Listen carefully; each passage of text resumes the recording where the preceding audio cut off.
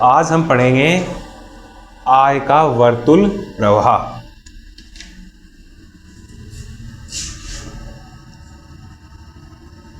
आय का वर्तुल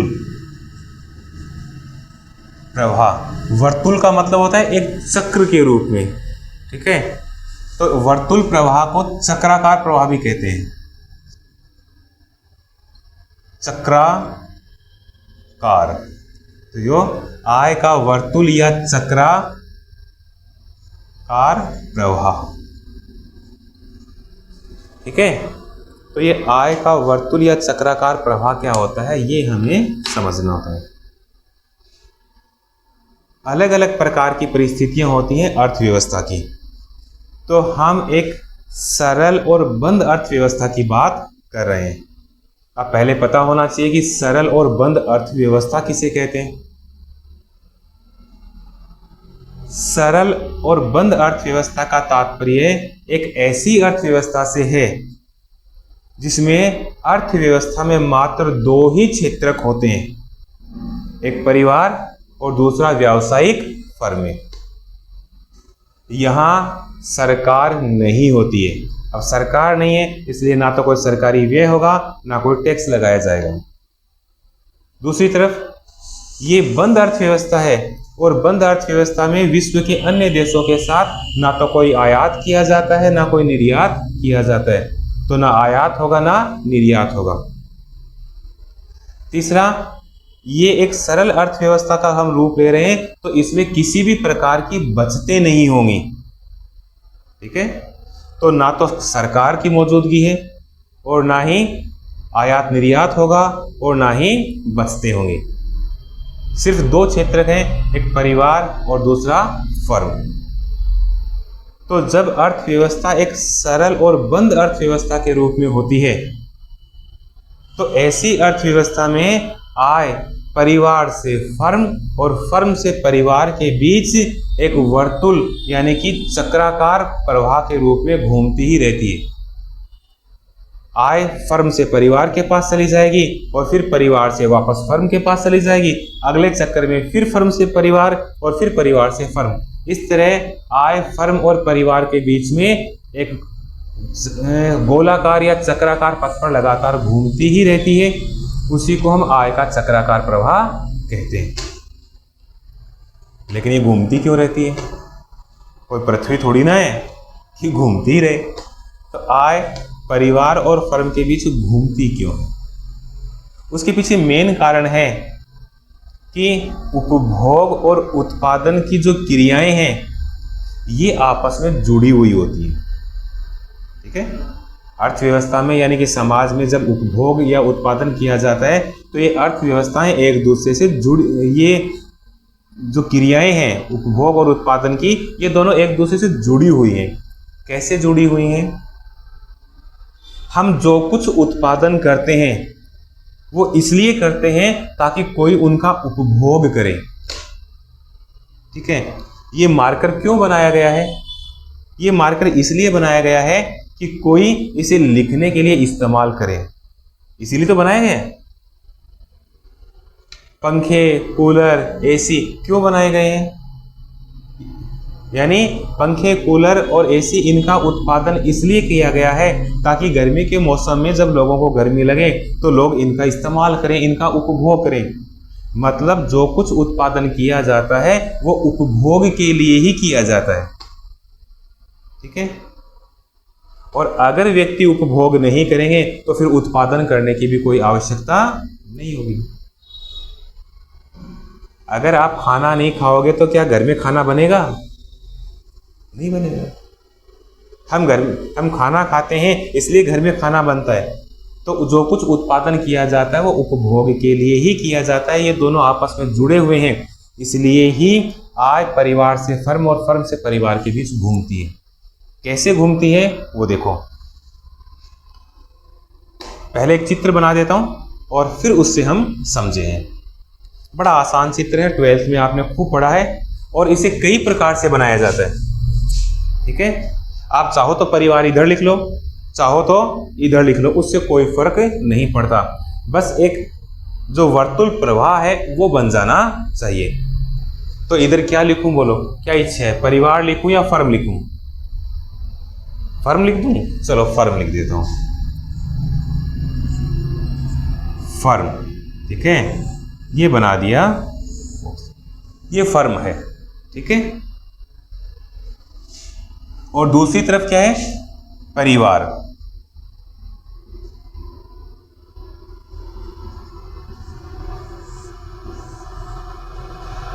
तो ये व्यावसायिक फर्म है और ये पारिवारिक क्षेत्र है। अर्थव्यवस्था में जब सिर्फ दो क्षेत्र होते हैं, यानी कि व्यावसायिक फर्म क्षेत्र और परिवार, तो ऐसे में व्यावसायिक फर्म क्षेत्र का मतलब क्या है? व्यावसायिक फर्म क्षेत्र का मतलब उन फर्मों से है जो वस्तुओं और सेवाओं का उत्पादन करती हैं और वस्तुओं और सेवाओं का उत्पादन करने के लिए पारिवारिक क्षेत्र से यानी परिवार से उत्पादन के साधन लेती है। उत्पादन के साधन पारिवारिक क्षेत्र से प्राप्त करेगी और उन साधनों का उपयोग करके वस्तुओं और सेवाओं का उत्पादन कर देगी।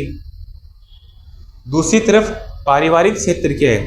पारिवारिक क्षेत्र का मतलब उन परिवारों से है जो उत्पादन के साधनों के स्वामी हैं, और ये उत्पादन के साधनों के स्वामी फर्म को वस्तुओं और सेवाओं का उत्पादन करने के लिए उत्पादन के साधनों की सेवाएं प्रदान करते हैं और फर्म इन्हें बदले में भुगतान करती है।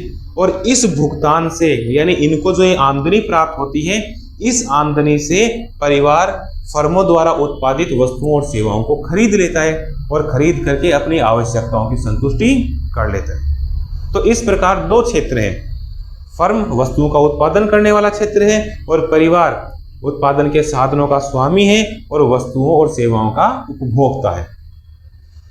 तो सबसे पहले फर्म के द्वारा वस्तुओं और सेवाओं का उत्पादन करने के लिए 4 प्रकार के जो मौलिक योगदान हैं उनका उपयोग किया जाता है। कौन कौन से योगदान है अभी हम बताते हैं। परिवार से यहाँ 4 प्रकार के जो योगदान है वो दिए गए। ठीक है, इन्हें हम कहते हैं कारक सेवाएं या इन्हें साधन सेवाएं भी कह सकते हैं। कारक सेवाएं, ठीक है, मतलब परिवार के जो लोग जिनके पास भूमि है उन्होंने उत्पादन कार्य करने के लिए फर्मों को भूमि प्रदान की है और भूमि का जो योगदान है उसके बदले में फर्म द्वारा इन परिवारों को किराया यानी कि लगान प्रदान किया जाएगा। दूसरी तरफ परिवार के जो लोग हैं वो श्रमिक के रूप में काम करते हैं, तो फर्मों को श्रम सेवाएं प्रदान करते हैं और इन श्रम सेवाओं के योगदान के बदले में फर्म उन्हें मजदूरी प्रदान करती है। परिवार के लोग ही पूंजीपति हैं और ये पूंजीपति लोग अपनी पूंजी फर्मों को उत्पादन कार्य में देते हैं और इस पूंजी के योगदान के बदले में फर्म उन्हें ब्याज चुकाती है। और फर्मों के जो मालिक हैं, जो उद्यमी हैं, वो भी आकाश से टपके हुए नहीं हैं। फर्मों के जो उद्यमी हैं यानी कि मालिक हैं, वो भी तो किसी न किसी परिवार के सदस्य हैं। आप कितना ही बड़ा उद्योगपति मान लो, कितना ही बड़ा बिजनेसमैन मान लो, क्या उसका कोई परिवार नहीं है? वो भी तो किसी परिवार का हिस्सा है। हाँ, उद्यमी के रूप में फर्म चला रहा है, लेकिन अंततोगत्वा वो है तो किसी परिवार का सदस्य ही। तो उद्यमी है वो भी परिवार का सदस्य ही है। अतः उस उद्यमी ने अपनी उद्यमशीलता जो फर्म में लगाई है, लाभ और हानि का जो जोखिम उसने वहन किया है, उसके बदले में उसे लाभ मिलेगा।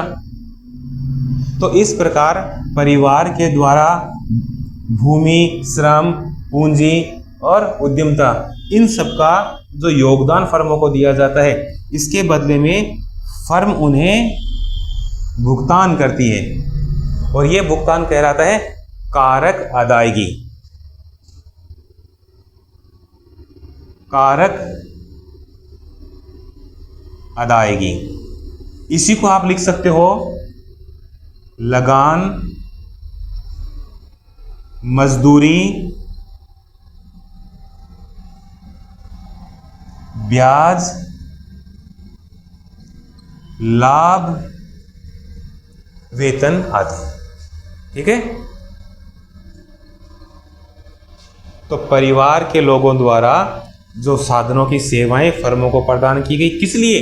ताकि फर्में उन योगदानों का इस्तेमाल करके वस्तुओं और सेवाओं का उत्पादन करें और इस योगदान के बदले में फर्म के द्वारा उन्हें कारक अदायगी की गई है, अर्थात भूमिपति को लगान चुकाया गया है, जो श्रमिक हैं उन्हें मजदूरी दी गई है, जो पूंजीपति हैं जिन्होंने पूंजी दी है उनको ब्याज दिया गया है और जो उद्यमी हैं उनको लाभ प्राप्त हुआ है। संगठन करता है तो उनको वेतन दे दिया जाएगा। ठीक है, तो इस प्रकार अब परिवारों के सहयोग से यानी उत्पादन साधनों के सहयोग से फर्मों ने वस्तुओं और सेवाओं का उत्पादन कर लिया है। ठीक है, तो फर्मों ने वस्तुओं और सेवाओं का उत्पादन किया और उस उत्पादन के बदले में इन्हें कारक अदायगी की गई, मतलब आय किसके पास आ गई? पैसा पहले फर्म के पास था। कल्पना कर लीजिए कि 100 रुपये हैं, ठीक है, या 1000 मान लो, उससे कोई फर्क नहीं पड़ता। फर्मों के पास पहले 1000 रुपये थे जो उत्पादन के साधनों को लगान, मजदूरी, ब्याज, लाभ, वेतन इनके रूप में चुकाए गए।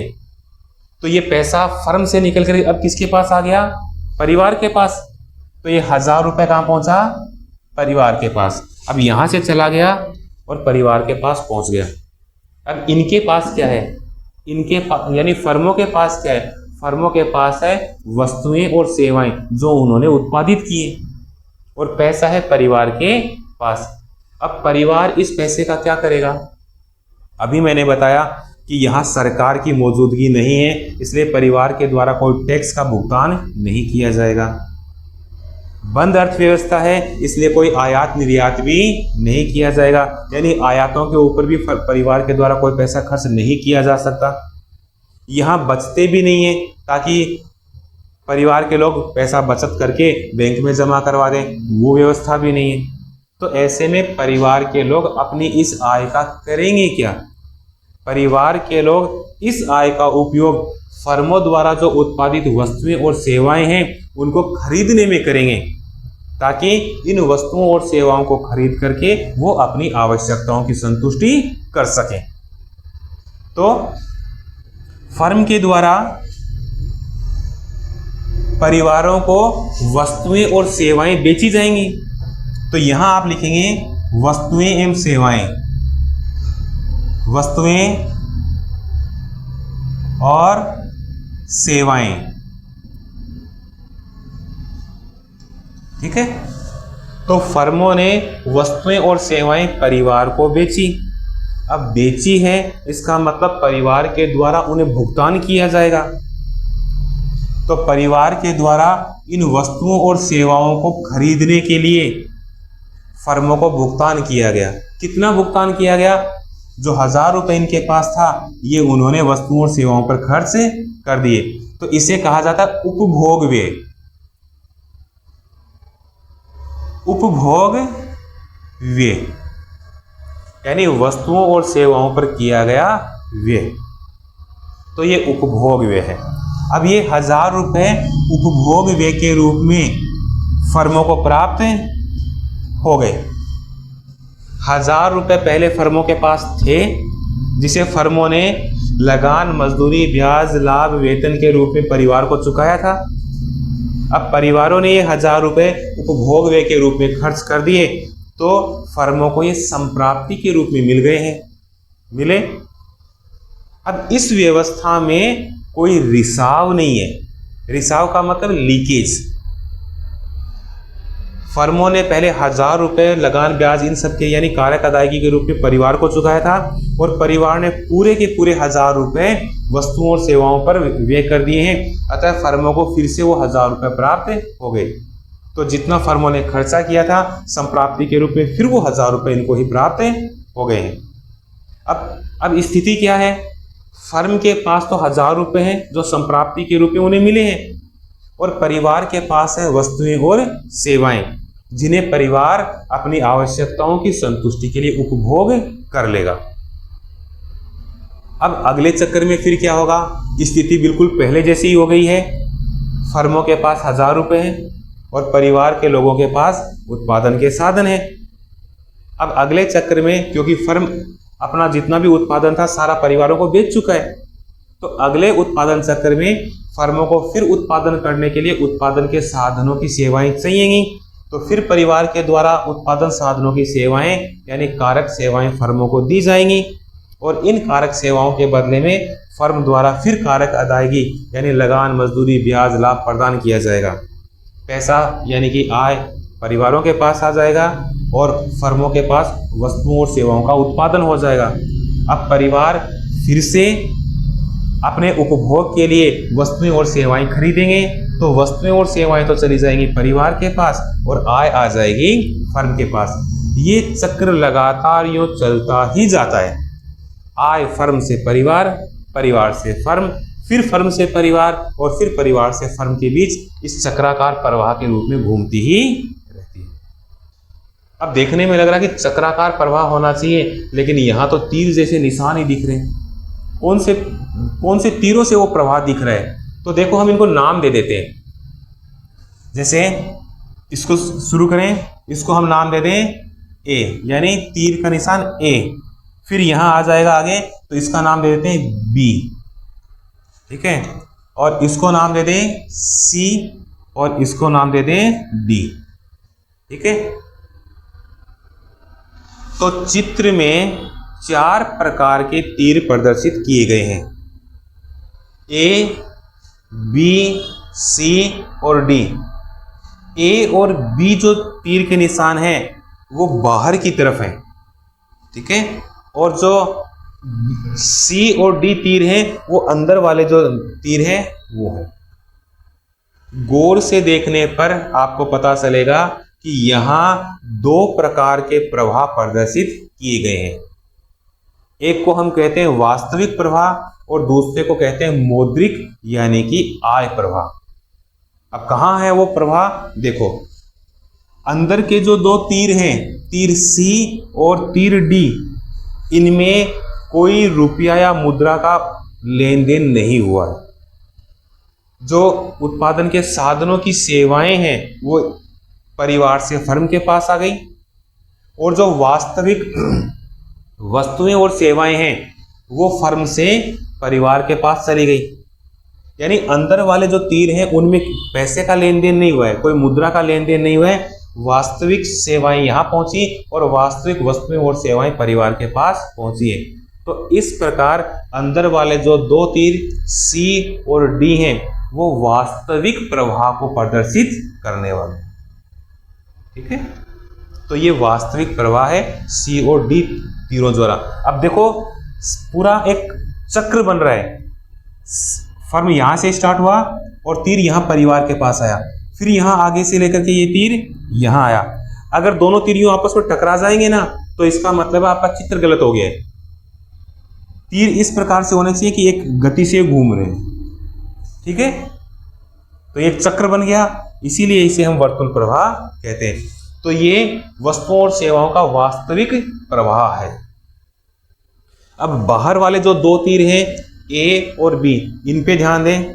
इन पे हम देख रहे हैं कि कारक अदायगी यानी लगान, मजदूरी, ब्याज, लाभ, वेतन के रूप में मुद्रा या आय है वो फर्म से परिवार के पास गई है।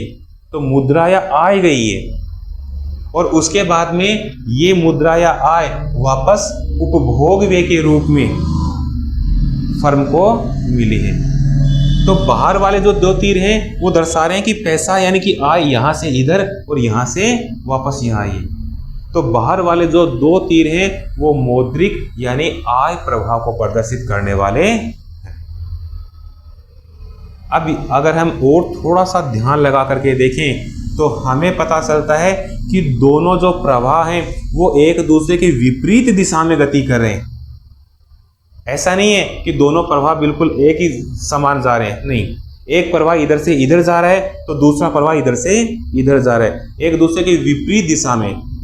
एक घड़ी की सुइयों की दिशा में और एक घड़ी की सुइयों की विपरीत दिशा में जा रहा है। देखें, घड़ी ऐसे घूमती है। तो हमारे चित्र में हमने जो अंदरूनी प्रवाह प्रदर्शित किया है, जो वास्तविक प्रवाह है वो घड़ी की सुइयों की दिशा में घूम रहा है। तो वास्तविक प्रवाह को हमने इस प्रकार दर्शाया और जो मौद्रिक या आय प्रवाह है वो घड़ी की विपरीत दिशा में यूं घूम रहा है। ठीक है, इसे हम आगे और दो भागों में बांट सकते हैं। क्या?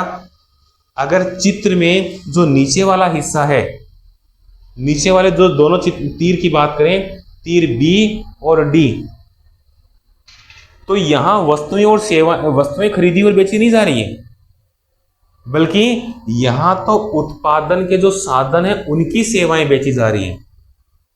सेवाएं यहां भी हैं, लेकिन ये सेवाएं कौन सी हैं? जिनका उपभोग किया जाएगा। जैसे मनोरंजन सेवा है, चिकित्सक की सेवा है, शिक्षक की सेवाएं हैं, तो ये क्या है? ये उपभोग की जाने वाली है। या दूरसंचार सेवा है, टेलीफोन वगैरह आप यूज करते हैं ना, तो ये वो सेवाएं हैं जिनका उपभोग किया जा रहा है। जबकि यहाँ वो कौन सी सेवाएं? श्रमिकों की सेवाएं हैं, जो किसी वस्तु का उत्पादन करेंगे। यहाँ पूंजी के द्वारा दिया गया योगदान है। तो नीचे वाले दो तीर डी और बी, यहाँ उत्पादन के साधनों को प्राप्त किया जाता है और उनका भुगतान किया जाता है। सीधे सीधे कहूं तो उत्पादन के साधनों की सेवाओं को खरीदा और बेचा जाता है। खरीदने वाली है फर्म और बेचने वाला है परिवार।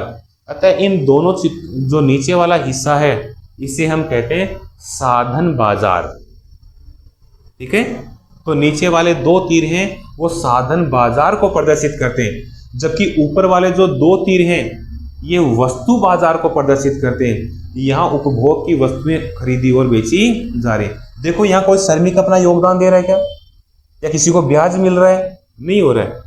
यहाँ फर्म अपने द्वारा जो उत्पादित वस्तुएं और सेवाएं हैं वो बेच रही हैं और परिवार के लोग उपभोग के लिए उन्हें खरीद रहे हैं। तो ऊपर वाले जो दो तीर हैं, तीर ए और सी, ये वस्तु बाजार को प्रदर्शित करते हैं। अब कई बार क्या, वैसे तो ये आय का चक्राकार प्रवाह यहाँ पूरा हो जाता है, लेकिन परीक्षा में बच्चों से गलती क्या होती है? वो एक पॉइंट भूल जाते हैं और उसकी वजह से चित्र गलत हो जाता है। तीर का जो सर्किल है वो पूरा नहीं बन पाता। जैसे इनमें से कोई भी एक पॉइंट है, दूसरी जगह लगा दो। उपभोग व्यय को मान लो मैं नीचे कर दूं,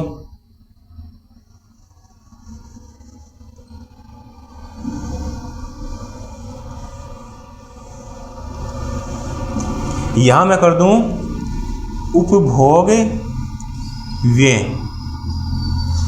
अब उपभोग व्यय तो क्या होगा? यानी वस्तुओं और सेवाओं के ऊपर जो खर्चा किया जाएगा वो होगा। तो वो तो परिवार से फर्मों को मिलेगा, मिलेगा नहीं मिलेगा?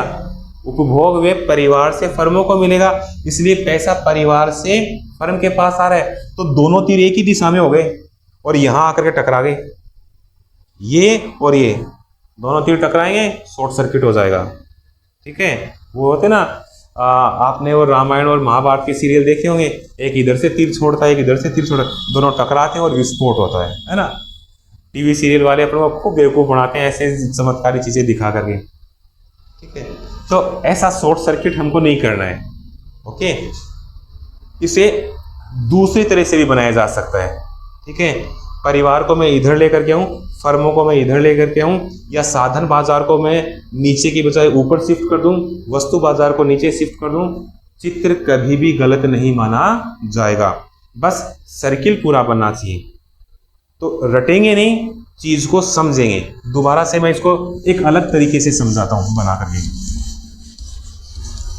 रटोगे तो कितना रटोगे, कोई ना कोई गलती कर बैठोगे, और समझ करके बनाओगे तो चीज हमारे समझ में आई है, किधर भी उसको बनाए और सर्किल पूरा हो जाएगा, आय का चक्राकार प्रवाह हो जाएगा। देखो पहले इधर फर्म लिया था, अब परिवार ले लेते हैं। इधर परिवार, इधर मैं ले लूं फर्म।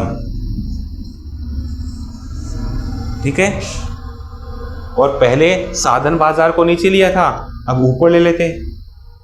ठीक है, कारक सेवाएं कौन देगा? परिवार फर्मों को देगा। तो यहां लिख सकते हो कारक सेवाएं। ठीक है, और कारक सेवाओं के बदले में फर्म क्या देगी? कारक अदायगी।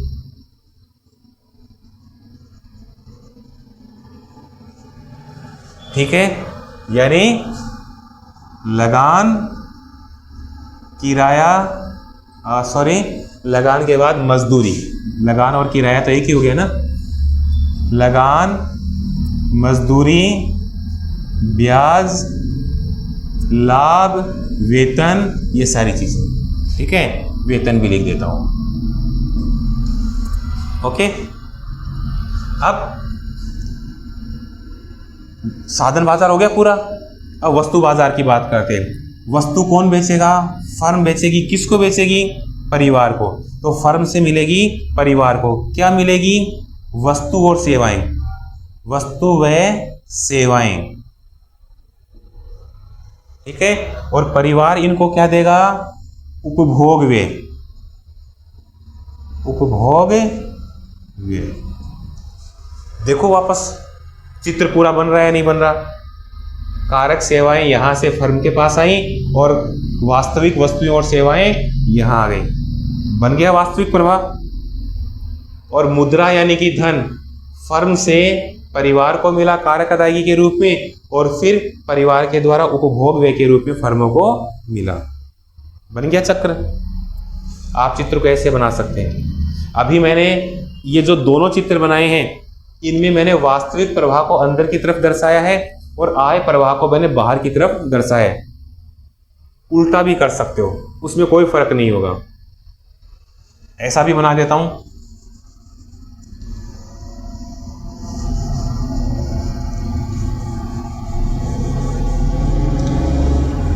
मान लीजिए कि आप वास्तविक प्रवाह को बाहर की तरफ दर्शाना चाहते हैं और आय प्रवाह अंदर की तरफ दर्शाना चाहते हैं, तो ऐसे कर लो। अब तीर के निशान थोड़े से ध्यान से लगाना, ठीक है।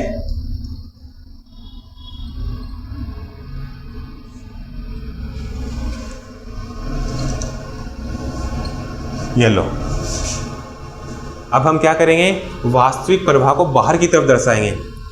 तो परिवार से फर्म को क्या मिला? कारक सेवाएं। कारक सेवाएं, ठीक है। और फर्म ने परिवार को क्या दिया? कारक अदायगी। कारक अदायगी यानी वही चीज, मजदूरी, लगान, ब्याज, लाभ। बार बार लिखने की कोई जरूरत नहीं, आप समझ रहे हैं। अब फर्म देगी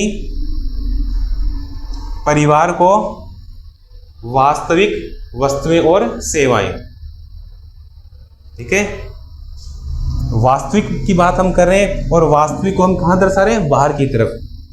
तो फर्म परिवार को देगी वास्तव में वस्तुएं और सेवाएं। तो बाहर की तरफ लिखो वस्तुएं व सेवाएं। तो किससे मिली? फर्म से मिली परिवार को, और परिवार ने इनके बदले में क्या चुकाया? उपभोग व्यय। उपभोग व्यय। तो ये उपभोग व्यय किसको मिला? परिवार से फर्म को। अब देखो वापस तीर के निशान एक चक्र के रूप में है या नहीं है? तो अब की बार हमने जो वास्तविक प्रवाह यानी वास्तविक वस्तुएं कारक सेवाएं और वास्तविक वस्तुएं और सेवाएं बाहर वाले तीर के निशानों से दर्शाई हैं, और जो मुद्रा यानी कि आय या धन है वो अंदर की तरफ से प्रवाह की है। पहले कारक अदायगी के रूप में फर्म से परिवार को मिला था और अब परिवार से फर्म को उपभोग व्यय के रूप में मिला। तो अलग अलग किताबों में या कुछ वेबसाइट्स पे आपको चित्र अलग अलग प्रकार के मिलेंगे। आप कंफ्यूज हो जाते हैं कि कौन सा चित्र सही है, कौन सा गलत है। गलत कुछ नहीं है, आय के चक्राकार प्रवाह को प्रदर्शित करने का तरीका अलग हो सकता है। अगर चित्र में चक्र पूरा बन रहा है तो चित्र सही है। अब चाहे परिवार इधर हो, चाहे इधर हो, चाहे वस्तु बाजार नीचे हो, चाहे साधन बाजार नीचे हो, उससे कोई फर्क नहीं पड़ता। अब बताओ आय के चक्राकार प्रभाव में कोई कंफ्यूजन है या नहीं?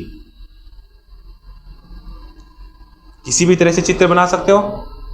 ये नहीं होगा कि ये एंट्री यहां आई है तो अब तो मेरा चित्र गलत हो गया। वो घबराने की कोई आवश्यकता नहीं है।